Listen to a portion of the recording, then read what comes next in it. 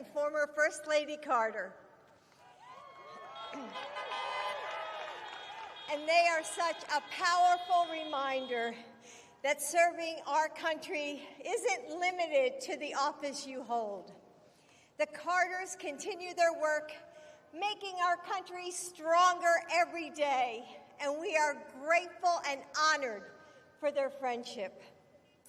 And wow, I'm so glad to be with all of you. Thank you for being here. From Columbus to Albany, Macon to Atlanta, I've always felt so at home here. And I'm especially excited to be back in the state that sent Raphael Warnock and John Ossoff to the Senate.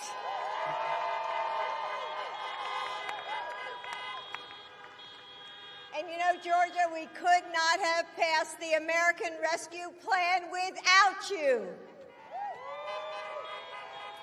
In some ways, it's hard to believe that it's already been 100 days. Back in D.C., we're still getting to know our new home, figuring out where the light switches are, and remembering to use coasters on the historic furniture. But in other ways, we've packed so much into the time that's just flown by.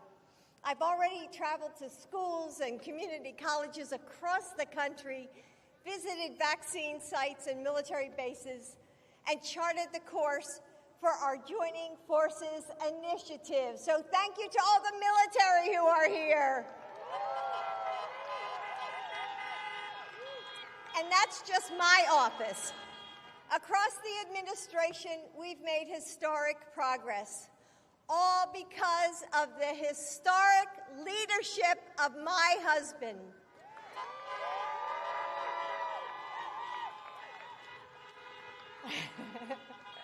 You hear them honking their horns for you, Joe.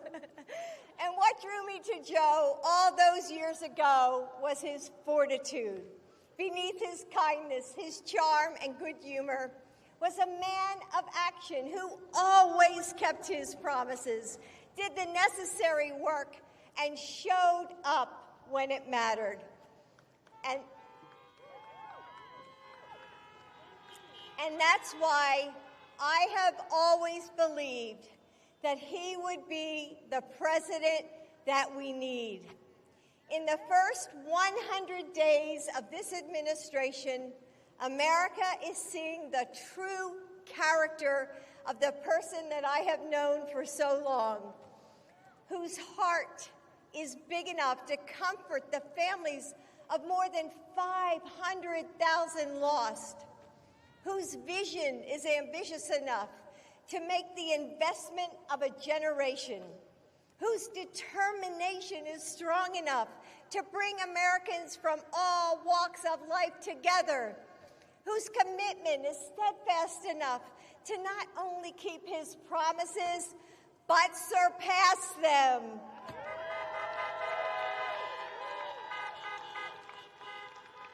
Joe is a man for this moment, and with his leadership, we are rising. I couldn't be more proud of what he's done in just 100 days, or more hopeful of what we are going to do next. Please help me in welcoming my husband, the President of the United States, Joe Biden.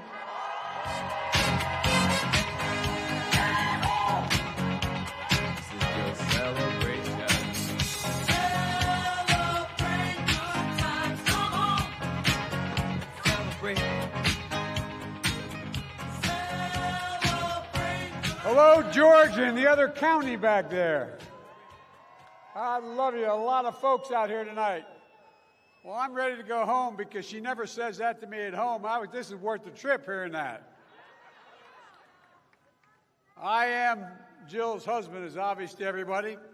I never get introduced as she's my wife. I'm her husband. And, I'm proud to be. I want to thank Tran for being with us tonight. His story is a story of an entire generation, but it's a story that goes back many generations, not just in South Vietnam and in Asia writ large, but all over the world. And America, it's the reason why we're strong. We are the most diverse democracy in the world. And there's not a single thing, I mean this from the bottom of my heart, there's not a single thing we can't do when we do it together. So thank you all. And I want to thank my friend Keisha Lance Bottoms. And thanks to the Democratic members of Congress, Senator Ossoff and Warnock, Representative Sanford Bishop, an old friend, Hank Johnson, and Lucy McBath. And look, I want to make sure Representative Williams is here. I thought I saw her a moment ago. There you are, okay. And Representative Carolyn Bordeaux. You know, we need to work and help them keep their seats. It's important. We run the first round, but there's more coming up. And my good friend and DNC Chair Jamie Harrison from South Carolina. And Stacey Abrams, it can be anything she wants to be, from whatever she chooses to president. I want to thank you, Stacey, for empowering the people to vote and to make their voices heard. You've been amazing. And most of all, I want to thank you, the people of Georgia.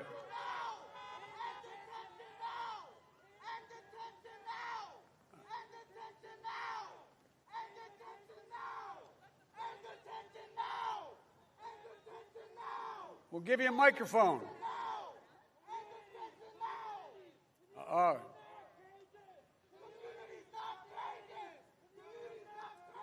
Folks,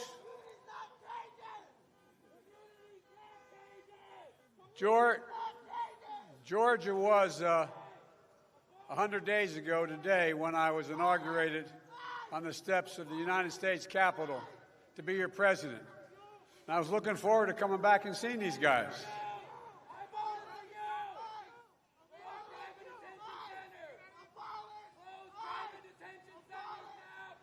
I agree with you. I'm working on it, man. Give me another 5 days.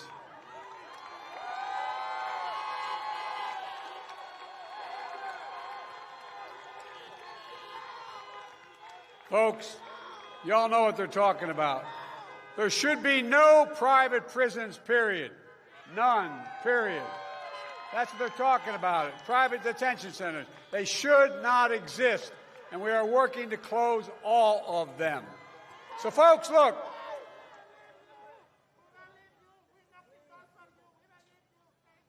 Thank you. All right. Thank you. All right. Okay. Let him go. No. I promise you. The only thing that's going to keep me from doing that is you keep moving. I promise you. Thank you. Folks. Look, it's been 100 days since I first sat at my desk in the Oval Office and went to work for you and the American people. I want to thank you. I want to thank the American people because I think we've gotten a lot done.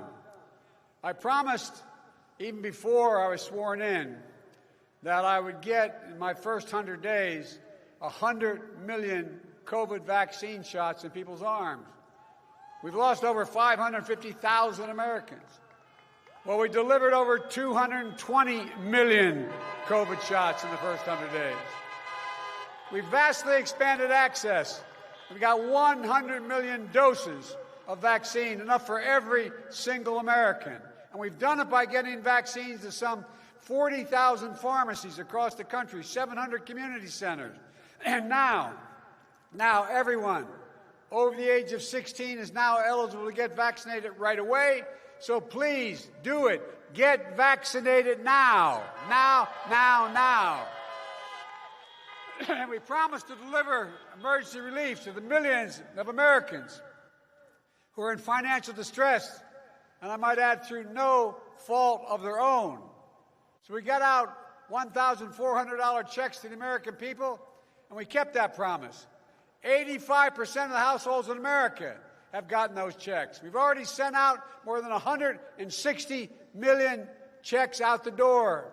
And I want to stop here and give thanks to both your senators, Senators Ossoff and Warnock, for making it happen, because those two votes, had we not come back and you elected them, those two votes made the difference.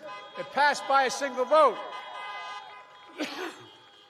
And that means we owe special thanks to the people of Georgia. Because of you, the rest of the world, because of your two senators, the rest of America was able to get the help they got so far. The American Rescue Plan would not have passed. So much have we gotten done, like getting checks to people probably would not have happened.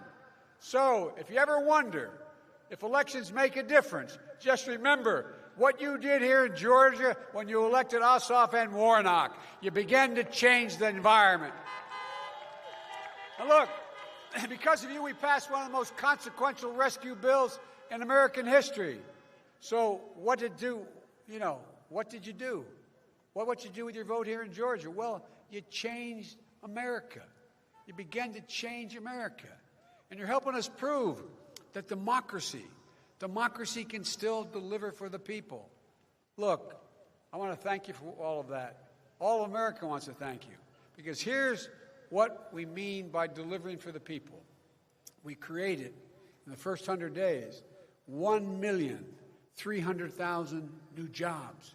1,300,000 jobs in 100 days. That's more new jobs in the first 100 days of any president in history. Folks, because of you. And we're here, just a few more things that we needed. We provided food and nutrition assistance for children and families so they don't go hungry. Rental assistance to keep people from being evicted from their homes.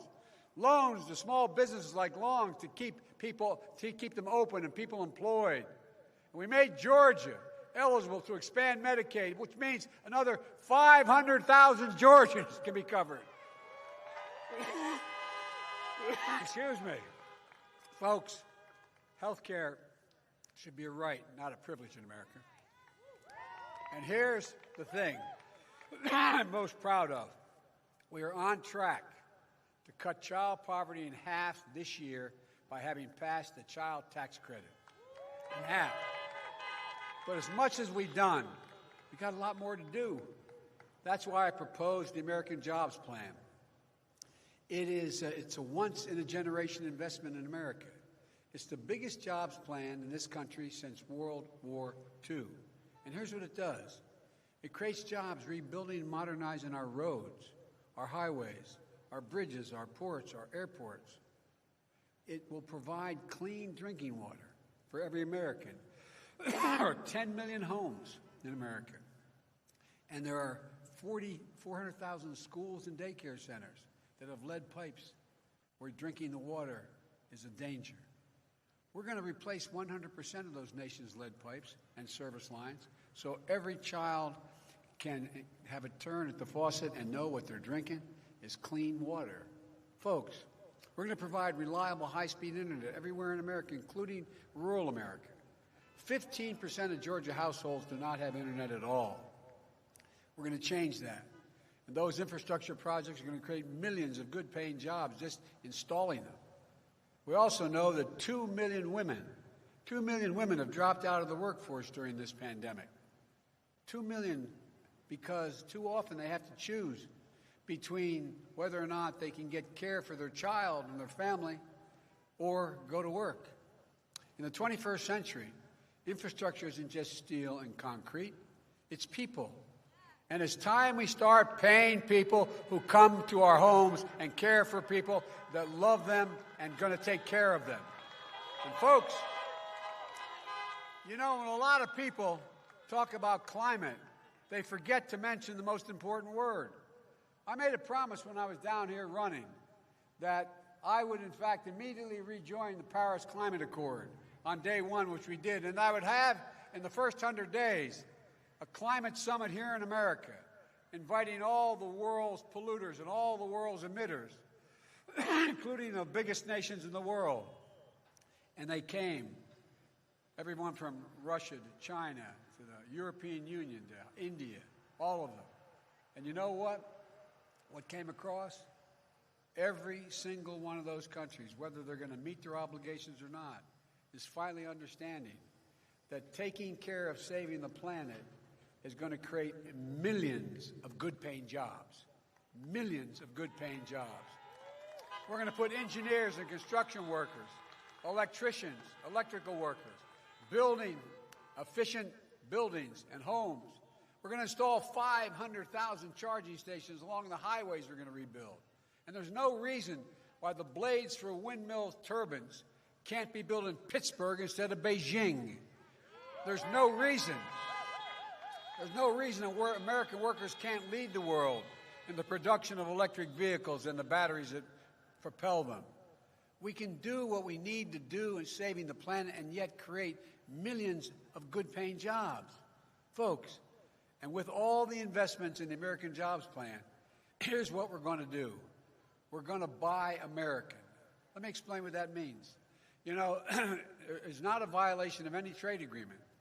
Every tax dollar that we, in fact, get for construction of anything is going to go to be used to buy American products, made in America, that create American jobs. That's the way it should be. Because, look, folks, Wall Street didn't build this country. You did. The middle class did. And unions built the middle class. And here's one final thing I want to mention about the American Jobs Plan. We got $5 billion investment in that plan for community violence intervention. There's a lot of work we have to do. A lot of work we have to do. And I want you to know who's responsible for that. Mayor Keisha Lance Bottoms. But folks, we not only have to invest in America, we need to invest in our families. We need to invest in things our families care about and need the most. That's why the American Family Plan does 4 things, and we pay for it all. 1, without raising the deficit. It adds 4 years more guaranteed public education in America. If we were building on our education system from start today like we did in the last century, did anybody think we'd say 12 years of education is enough to compete and win the competition of the 21st century? I don't think so. So when we did that last century, it made America the best educated, best prepared nation in the world. But the rest of the world has caught up to us now. So my plan provides a universal preschool for every 3- and 4-year-old in America. Everyone. That's a game changer. It's a game changer. And it also provides 2 years of free community college. That's a game changer as well. Jill is a community college professor, still teaching. She constantly says, Joe, community colleges can change the lives of students. As she always say, look, any country that out-educates us is going to outcompete us. She'll be leading one of these efforts as well. Look, one more thing.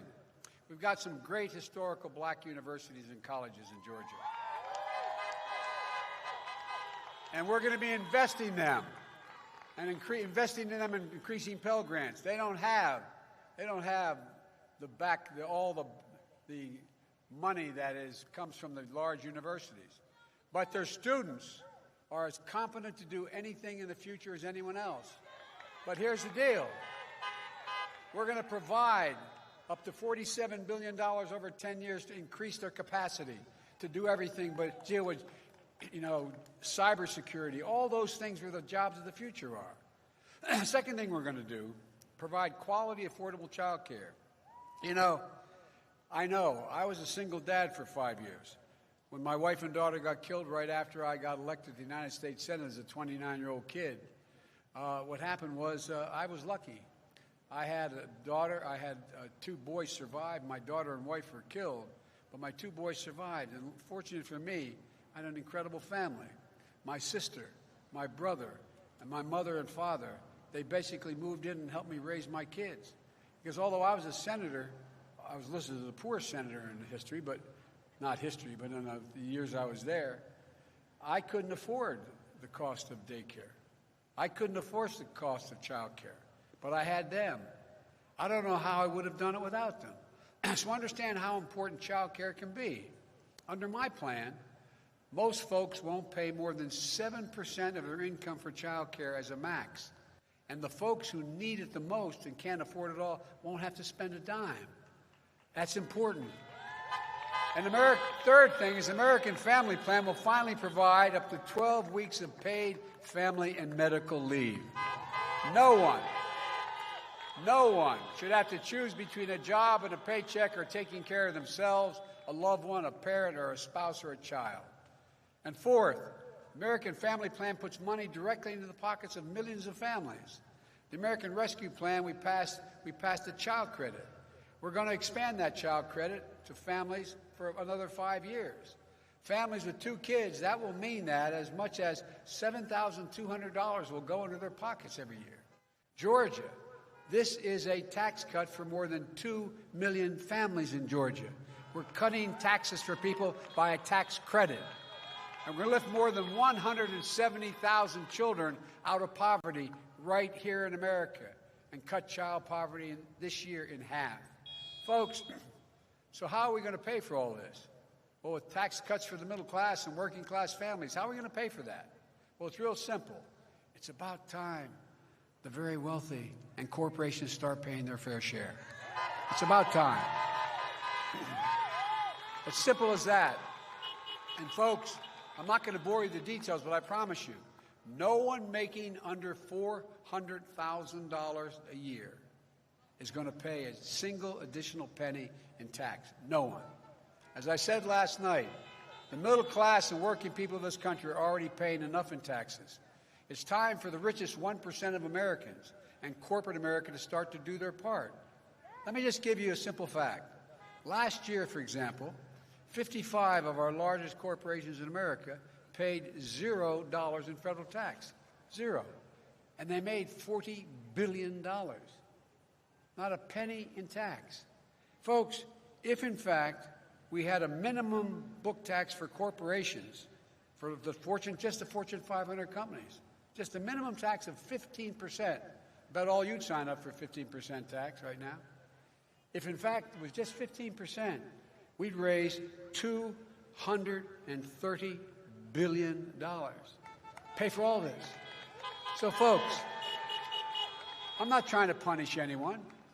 What we've got to make corporations making $40 billion paying zero is just not right. Something's seriously wrong here. Georgia, I think a lot of you know I ran for president saying we had to heal the soul of this nation. And that's what we have to do. And the conviction of George Floyd's murderer is now our opportunity to make some real progress to restore the soul of this country. And we can do it. We can act rational police reform. We can root out systemic racism in our criminal justice system. And with real plans I outlined today, we have a real chance to deliver real equity across the board to everyone. Black, white, Latino, Asian American. Good jobs, good schools, affordable housing, clean air, clean water. Look, being able to generate wealth and pass it down through generations is how most folks got there. But it means, how did most of the middle-class folks you know who are Caucasian or white, how'd they make it? Well, they were able to get enough money to buy a home, and they built equity in that home. And they built equity in that home, they passed it on. And they passed it on, and that's how you build wealth.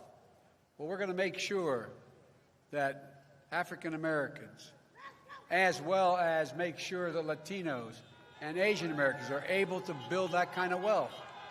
Look, when the Vice President and I were in Atlanta last month, we met with leaders of the Asian American community in Georgia following the mass shootings here in Atlanta. It was a raw and powerful meeting and a very emotional moment. And some criticized me for speaking out nationally about that hate crime. Some criticized me for saying how ugly and sinister it was. Well, since then, because of the 2 senators you sent, among others, the United States Senate passed the COVID-19 Hate Crimes Act, protect Asian Americans and Pacific Islanders from the vicious hate crimes we've seen too often and too long. And it passed 94-1. So don't tell me we can't make progress. It's a first step, and we have a lot more to do. You know, that's right.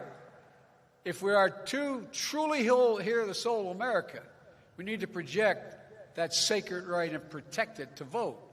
You know, in this state of Dr. King and John Lewis, you know how precious and how precarious the right to vote is. In November and then again in January, your vote changed the world, not just North, the world. But instead of celebrating that, it's being attacked.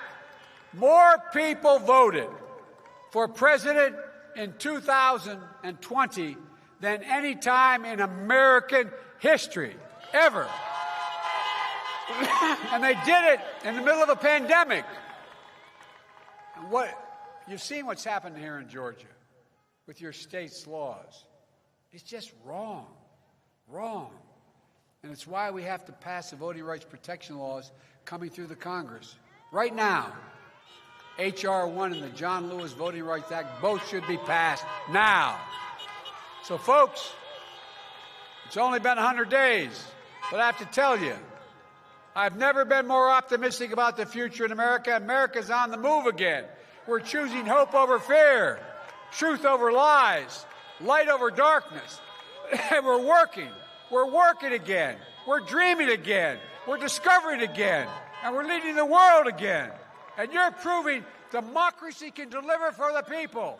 We just need to remember who we are. We are the United States of America. And there's nothing we cannot do if we do it together. So let's stay together. God bless you all. May God protect our troops. Thank you, Georgia. You know your love, keep on lifting higher, higher and higher. I said your love, keep on lifting. I see two guys in the back. I want to come up here. Now once I was downhearted, disappointment was my closest friend. But then you came and it soon departed. And you're Raphael Warnock. His face again. That's why your love keeps on lifting me higher. Senator Ossoff. Higher and higher. I said your love keeps on lifting me higher and higher. All right.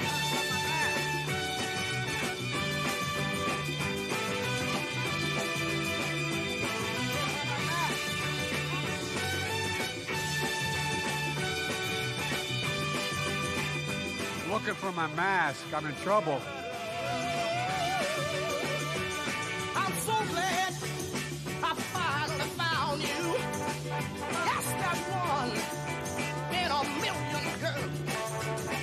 And now with my loving arms around you, honey, I can stand up and face the world. Let me tell you, your love keep on lifting me higher, higher and higher. And I said your love keep on lifting me higher and higher. Oh, Georgia, we need you. Keep my love going higher and higher. I said keep on lifting. Lift me up, mama. Keep on lifting. You know your love. Keep on lifting. Higher, higher and higher. I said your love. Keep on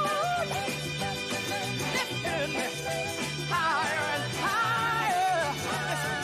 Now once I was downhearted. Disappointment was my closest friend.